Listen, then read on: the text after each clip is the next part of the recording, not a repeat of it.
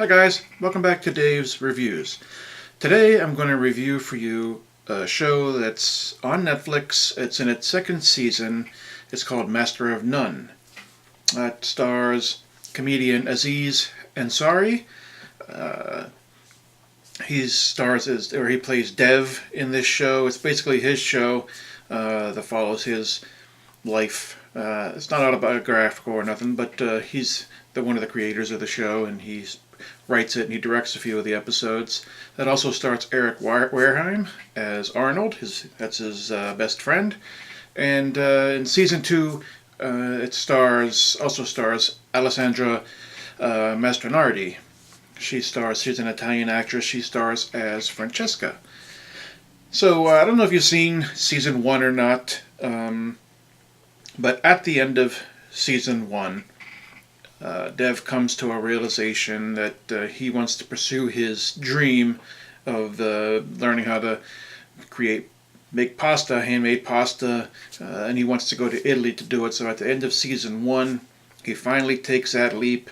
He just broke up with his girlfriend and he wants to take that leap. He goes to Italy, and that's where we start off season 2. So the first episode of Master of None in the second season, Dev is in Italy. He's following his dream of hand-making pasta. He gets a job at this little Italian pasta shop. That's where he meets Francesca. Her grandmother owns the pasta shop. And the entire first episode is filmed in black and white, and it's almost all in the Italian language. With subtitles so you can understand it. It's very artistically done. It's filmed. You know, it makes you feel like you're watching an old Italian movie. The way it's filmed, and it's really a well crafted, well made episode.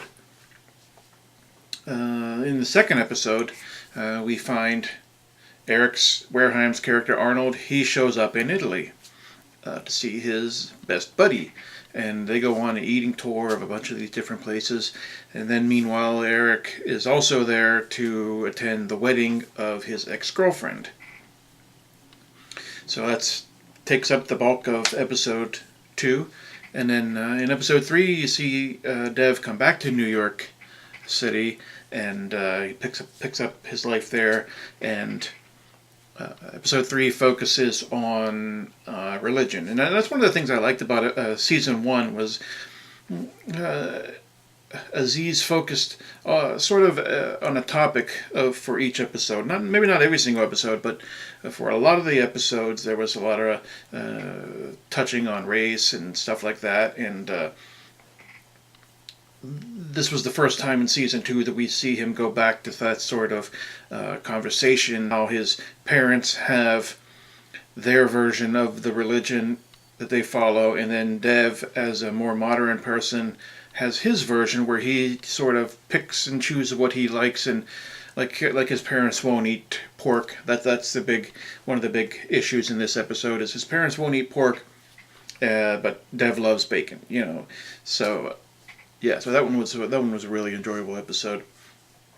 And then that's followed up with episode 4, where he focuses on dating apps and how dating apps have changed how people date. And that one was really funny, and it really makes you, if you're not part of the dating scene, it really makes you glad that you're not part of the dating scene, because the dating apps are ridiculous, and it shows sort of how they tend to get out of control. And that was a really funny episode. Episode 5, we start seeing what's his name, Bobby Cannavale. His character comes in, and he plays this. He's sort of like a Food Network TV executive, and that's where the series sort of takes a turn for me. This season, I didn't care for his character at all.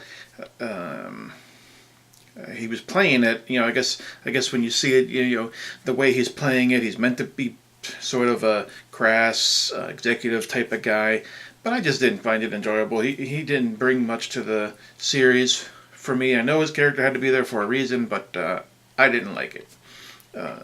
Every scene that he was in, I just didn't care for it. It seemed very forced, and yeah, I just that took some of the enjoyment out of it for me. Episode 6, it deals with that one was a kind of a weird one. It deals with this movie called Death Castle that everybody wants to see, and Aziz and Eric Wareham, they're hardly even in the episode.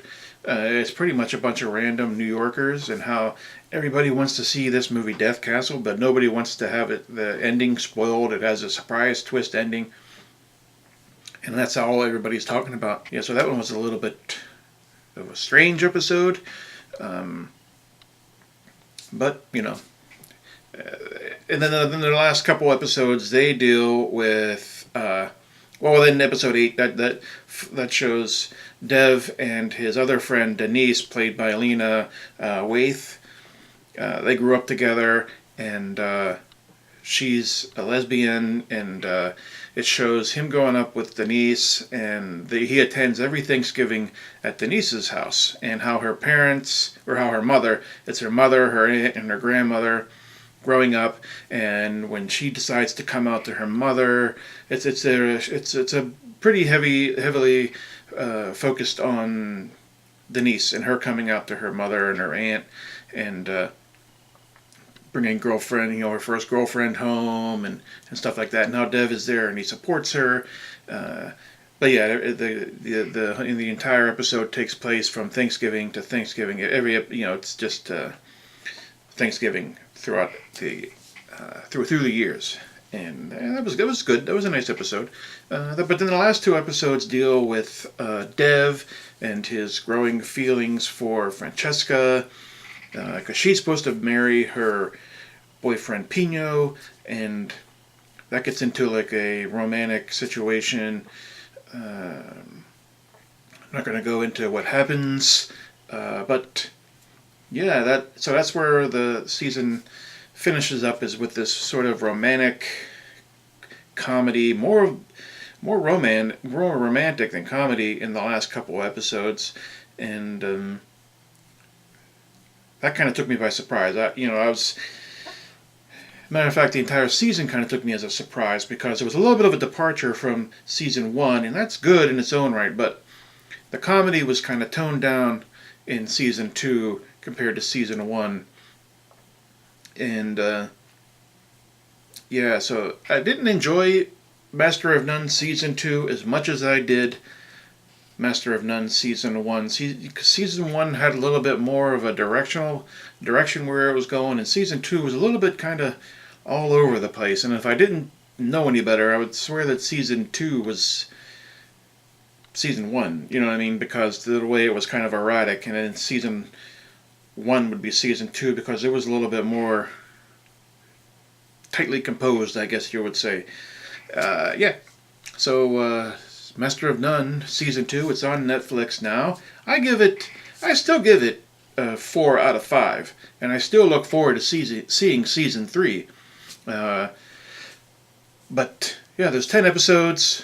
They're half an hour each, and it's a bingeable series. You just sit down and you can just bang, bang, bang, bang, bang. But yeah, so that's where I have for you for today. Master of None season 2, 4 stars out of 5. Like I said, it's available on Netflix, streaming right now. So if you don't have anything to watch tonight or this weekend, start Master of None season. If you already saw season 1, then you're ready to go into season 2. If you didn't see season 1, start there, and then work your way into season 2. Like I said, half-hour episodes, it goes by fast. So that's it.